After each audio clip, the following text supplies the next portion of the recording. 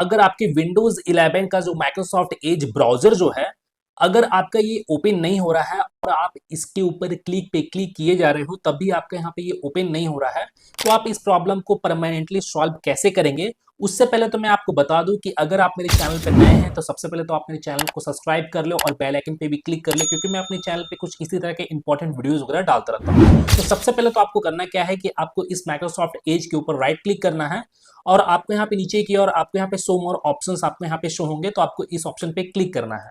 Click करने के बाद फिर आपको यहाँ पे ओपन फाइल लोकेशन वाले ऑप्शन पे क्लिक करना है। अब आप यहाँ पे माइक्रोसॉफ्ट एज के लोकेशन पे आ जाओगे। अब आपको यहाँ पे करना क्या है, जैसे आप यहाँ पे देखोगे यहाँ पे ये मेरा ब्राउजर है, इसके ऊपर राइट क्लिक करना है। राइट क्लिक करने के बाद तो आपको इसके नेम को रीनेम करना है। जैसे यहाँ पे जो भी नेम यहाँ पे टाइप किया हुआ है तो आपको यहाँ पे इसे रीनेम करना है। जैसे मैं यहाँ पे माइक्रोसॉफ्ट ब्राउजर लिख देता हूँ, MICROSOFT soft browser, BROWSER browser, आपको इसे लिख देना है। लिखने के बाद अब आपको यहाँ पे इसके ऊपर राइट क्लिक कर कर आपको यहाँ पे इसे रिफ्रेश करना है। रिफ्रेश करने के बाद और आपके यहाँ पे जो ब्राउजर जो था आपको उसके ऊपर राइट क्लिक करना है। अब आपको यहाँ पे शो मोर ऑप्शंस पे आपको यहाँ पे क्लिक करना है और आपको यहाँ पे क्रिएट शॉर्टकट्स का आपको यहाँ पे ये ऑप्शन आपको यहाँ पे शो होगा, तो आपको इसके ऊपर क्लिक करना है और आपको इसे यस कर देना है। अब आपको इसे क्लोज करना है। अब आप यहाँ पे देखोगे क्या, यहाँ पे आपको एक दूसरा शॉर्टकट आपको यहाँ पे शो होगा जो आप खुद बनाए हो अभी फिलहाल, तो वो शॉर्टकट आपको यहाँ पे शो होगा। और यहाँ पे जो आपका पहले वाला जो शॉर्टकट था आपको इसे डिलीट कर देना है। आपको इसके ऊपर राइट क्लिक करना है और आपको इसे डिलीट कर देना है। और यहाँ पे जो न्यू शॉर्टकट बना है अब आपको इसे ओपन करके चेक करना है कि यहाँ पे ये प्रॉपर तरीके से ओपन हो रहा है कि नहीं हो रहा है।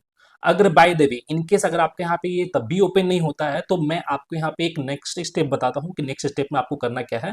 आपको अपने सर्च बार में आपको यहाँ पे कंट्रोल पैनल आपको यहाँ पे टाइप करके आपको यहाँ पे सर्च करना है और आपको इसे ओपन कर लेना है। ओपन होने के बाद फिर आपको यहाँ पे व्यू बाई कैटेगरी का यहाँ पे ऑप्शन सिलेक्टेड है, तो आपको इसे लार्ज आइकन्स करना है और आपको यहाँ पे रिकवरी वाले ऑप्शन पे आपको यहाँ पे चले जाना है। अब आपको यहाँ पे second number option open system restore वाले ऑप्शन पे क्लिक करना है और आपके सामने कुछ इस तरह का इंटरफेस होगा। अब आपको यहाँ पे choose a different restore point को आपको यहाँ पे चूज करना है और आपको इसे नेक्स्ट करना है। अगर आपके यहाँ पे चूज करने का ऑप्शन शो नहीं होता है तो आपको यहाँ पे डायरेक्टली आपको नेक्स्ट कर देना है। अब मैं आपको यहाँ पे बताऊंगा कि यहाँ पे आपको करना क्या है। आपको यहाँ पे अपने सिस्टम को रीस्टोर करना है। मैंने रीस्टोर करने का मतलब क्या हो गया, जिन लोगों को मालूम नहीं है, यहाँ पे क्या होगा कि आप यहाँ पे जैसे देखोगे यहाँ पे कुछ डेट्स आपको यहाँ पे शो हो रहे हैं, तो आप यहाँ पे जिस डेट को आप यहाँ पे सिलेक्ट करोगे आपका जो सिस्टम है उस डेट में आपके यहाँ पे शिफ्ट हो जाएगा। शिफ्ट हो जाने का मतलब ये है कि आपका जो सिस्टम है वो उतने दिन पीछे चला जाएगा, माने उस डेट में चला जाएगा। जैसे आप यहाँ पे देखोगे यहाँ पे पहले का डेट यहाँ पे शो हो रहा है एक्चुअली, तो वो आपका उस डेट में आपका माने आपका सिस्टम जो है शिफ्ट हो जाएगा।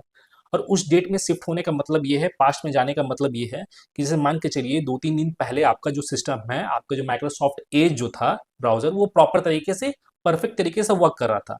अब वो प्रॉब्लम आपका वहां पे सॉल्व हो जाएगा अगर वो आपका सिस्टम जो है 2-3 दिन पीछे जाएगा, तो मेरे पास्ट में जाएगा तो, क्योंकि उस टाइम में माइक्रोसॉफ्ट एज यहाँ पे प्रॉपर तरीके से वर्क कर रहा था इसलिए। तो आप यहाँ पे जो भी आपको यहाँ पे डेट सेलेक्ट करना है तो आप यहाँ पे सेलेक्ट कर सकते हो। जैसे मैं बोलूंगा आज के डेट के नियरली जो भी डेट है आप उसे सेलेक्ट कर लीजिएगा। जैसे यहाँ पे मैं ये डेट का सिलेक्ट किया हूँ। सिलेक्ट करने के बाद फिर आपको इसे नेक्स्ट करना है। अब आपको यहाँ पे लोकल डिस्क सी को आपको यहाँ पे सिलेक्ट करना है। सिलेक्ट करने के बाद फिर आपको यहाँ पे इसे फिनिश कर देना है। फिनिश करने से आपका जो सिस्टम है वो रीस्टोर होना स्टार्ट हो जाएगा। और एक बात और, जैसे मैं आपको बता दूं कि रीस्टोर होने में कितने लोग का 5 मिनट का भी टाइम लगता है, कितने लोग का 10 मिनट का भी टाइम लगता है, कितने लोग को 30 मिनट का भी टाइम लग जाता है।